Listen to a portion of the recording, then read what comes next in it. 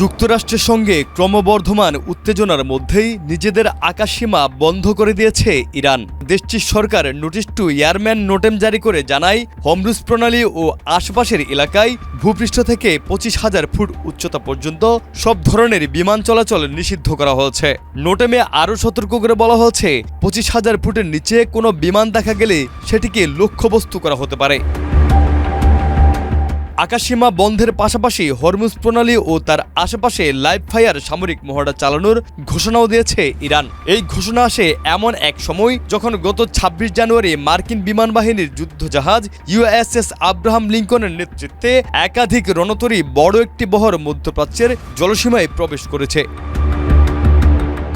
রণতরীর বহর পৌঁছানোর পরের দিনই মার্কিন সামরিক বাহিনী কেন্দ্রীয় কমান্ড সেন্টকম মধ্যপ্রাচ্যের সামরিক বিমান মহড়ার ঘোষণা দেয়। এর কয়েক ঘন্টার মধ্যেই পাল্টা প্রতিক্রিয়া হিসেবে ইরান আকাশসীমা বন্ধ ও লাইভ ফায়ার মহড়ার ঘোষণা দেয়।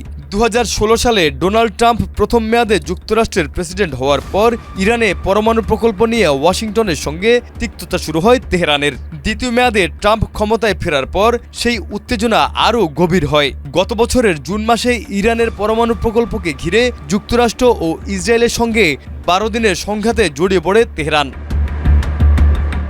ওই সংঘাতে ইরানের পরমাণু স্থাপনায় ব্যাপক ক্ষয়ক্ষতি হয়, নিহত হয় একাধিক শীর্ষ সামরিক কমান্ডার ও পরমাণু বিজ্ঞানী। যুদ্ধবিরতি হলেও ইরান ও যুক্তরাষ্ট্রের উত্তেজনা কমেনি, বরং সাম্প্রতিক সরকার বিরোধী বিক্ষোভ পরিস্থিতিকে আরও উস্কে দেয়। গত ডিসেম্বরের শেষ থেকে জানুয়ারির মাঝামাঝি সময় পর্যন্ত চলা বিক্ষোভের সময় মার্কিন প্রেসিডেন্ট ডোনাল্ড ট্রাম্প যে কোনো সময় ইরানের সামরিক অভিযান চালানোর হুমকি দিয়েছিলেন। তারই নির্দেশে এশিয়া প্রশান্ত অঞ্চল থেকে মার্কিন রণতরীর বহর মধ্যপ্রাচ্যে পাঠানো হয়।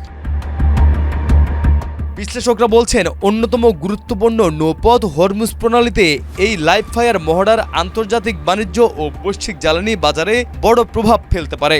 কারণ প্রতিদিন এই রুট দিয়ে পরিবহন হয় লাখ লাখ ব্যারেল অপরিশোধিত তেল। সব মিলিয়ে মার্কিন সামরিক তৎপরতার জবাবে ইরানে এই কঠোর পদক্ষেপ মধ্যপ্রাচ্যের পরিস্থিতিকে আরও অনিশ্চিত করে তুলছে।